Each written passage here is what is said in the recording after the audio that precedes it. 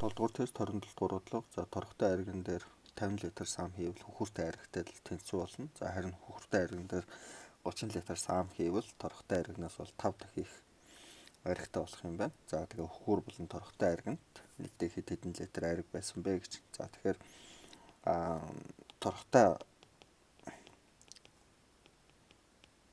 торготой болон хөхүүртэй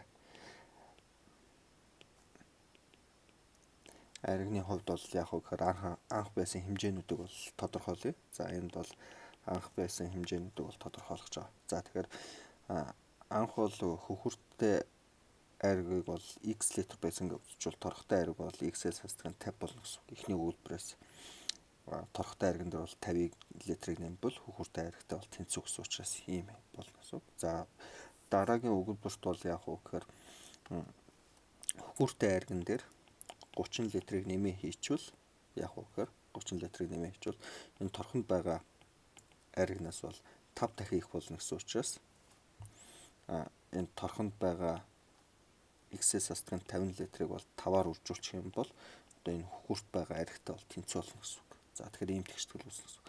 За энэ тэгштгэлийг бол цааш нь үргэлжлүүлээ бодоод за x-үүдээ нэг талтай айлгачвал 4x за 250-ыг хойш нэмчвэл 280 тэгээ x тэнцүү 70 литр болно. За энэ бол хөхүүртэй айрганы хэмжээ. За харин торготой айрганд бол 50-аар байгаа гэсэн учраас бол 20 литр буюу 20 70 гэсэн